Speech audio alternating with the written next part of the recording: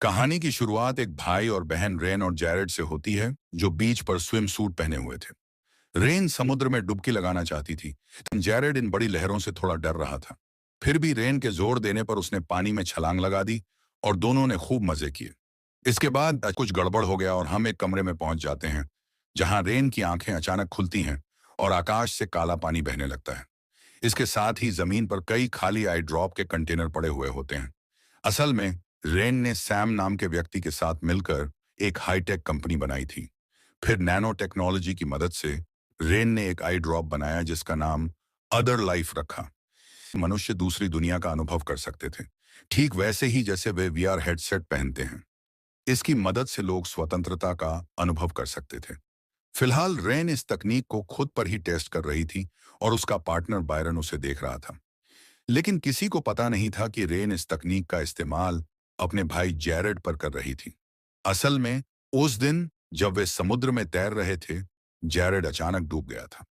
Rain ने उसे बचा लिया, लेकिन इसका उसके दिमाग पर गहरा असर हुआ और तब से वह कोमा में था। उस दिन से रेन ने सोचा कि उसके भाई की हालत के लिए वह जिम्मेदार है। बहरहाल बाद में रेन इस तकनीक की मदद से बर्फ में स्नोबोर्डिंग कर रही थी। जैसे ही वह पहाड़ी से नीचे आई, प्रोग्राम में समस्या आ गई और वही चीजें फिर से दोहराई जाने लगीं। जब रेन ने अपनी आंखें खोली, उसे पता चला कि वह पिछले 6 दिनों से अदर लाइफ की दुनिया में थी। रेन को समझ में आ गया कि प्रोग्राम में समस्या है, लेकिन अब वह इस समस्या को ठीक करना चाहती थी और इस तकनीक को पूरी दुनिया में फैलाना चाहती थी। दूसरी ओर उसका पार्टनर सैम पहले ही निवेशकों को अदर लाइफ का एक नमूना दिखा चुका था और कहा था कि इसके जरिए लोग अपनी मनचाही चीजों का अनुभव कई दिनों तक कर सकते हैं। इसके बाद कंपनी के भविष्य को लेकर रेन और सैम के बीच थोड़ी बहस हुई। रेन की जिंदगी पहले से ही बहुत सारी परेशानियों से गुजर रही थी और वह अपने बॉयफ्रेंड और सहयोगी डैनी को समय नहीं दे पा रही थी। बहरहाल रात में रेन और बायरन ने मिलकर कोड में छुपी हुई समस्या को ढूंढ निकाला और नए संस्करण की फिर से कोशिश की। अब तक रेन ने इस तकनीक का 482 बार परीक्षण किया था। बहरहाल कुछ दिनों बाद रेन अस्पताल गई और फिर से अपने भाई पर इसका परीक्षण किया और इस बार एक पल के लिए जैरेड की आंखें खुल गईं। फिर रेन ने एक उम्मीद की किरण देखी। इस तकनीक का उपयोग एक वर्चुअल जेल के रूप में किया जा सकता है। इस तकनीक की मदद से कैदियों को उनके दिमाग में कई सालों तक बंद रखा जाएगा, जबकि असली जिंदगी में केवल 1 मिनट ही बीतेगा। लेकिन रेन को यह विचार पसंद नहीं आया। इसके बाद वह इमारत से बाहर निकल गई और डैनी से मिली। उन्होंने रात साथ बिताई और बाद में रेन ने अदर लाइफ के माध्यम से अपने स्नोबोर्डिंग अनुभव को फिर से बनाया, जिसमें डैनी ने बहुत मजा किया। इसके बाद रेन तैयार होने चली गई और डैनी ने अपनी आंख में एक आई ड्रॉप डाल लिया, लेकिन उसे नहीं पता था कि यह आई ड्रॉप जैरेड के लिए बनाई गई थी। अचानक डैनी को मिर्गी के दौरे पड़ने लगे और रेन ने एम्बुलेंस बुला ली, लेकिन दुर्भाग्यवश डैनी को बचाया नहीं जा सका। इसके बाद जब सैम को यह खबर मिली तो उसने गुस्से में रेन से पूछा कि उसने ऐसा कौन सा आई ड्रॉप बनाया जिससे बेचारे डैनी की मौत हो गई। इस समय सरकार ने उसकी अन्य अनुभवों की आई ड्रॉप को मंजूरी दे दी थी, लेकिन इस घटना के कारण पूरे मीडिया ने उसे बदनाम कर दिया। सरकार उसकी कंपनी को बंद करने की प्रक्रिया में थी, लेकिन सैम इतनी आसानी से हार मानने वाला नहीं था।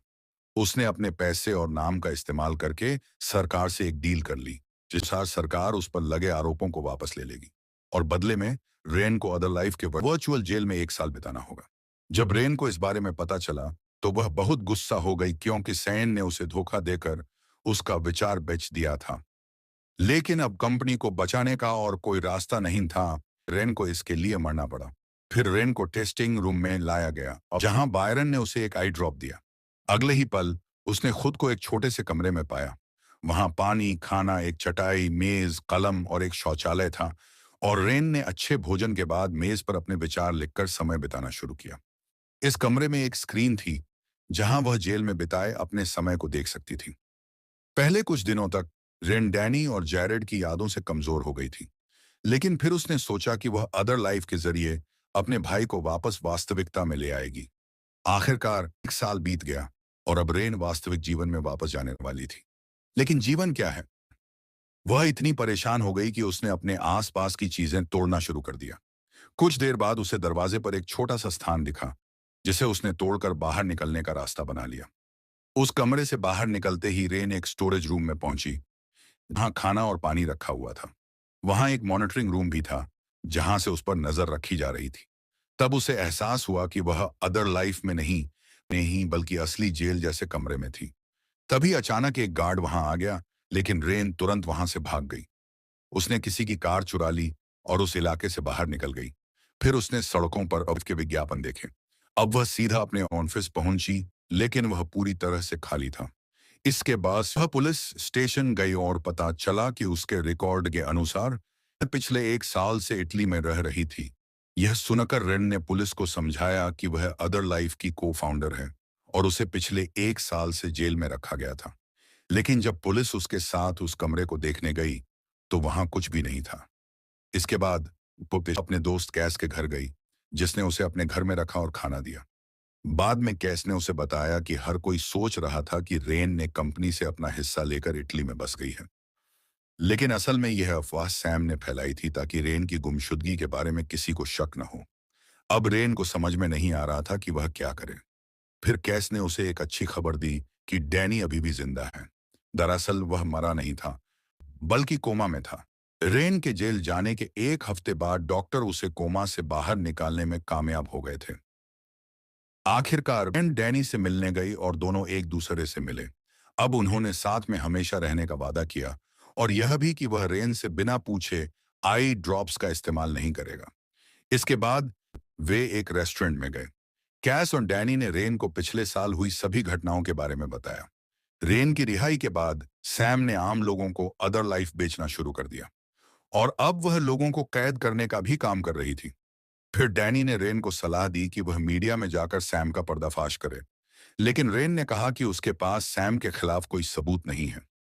इसके बाद रेन और डैनी ने कैस का आईडी कार्ड इस्तेमाल कर अदर लाइफ की बिल्डिंग में प्रवेश किया और पुराने डेटा की खोज शुरू कर दी।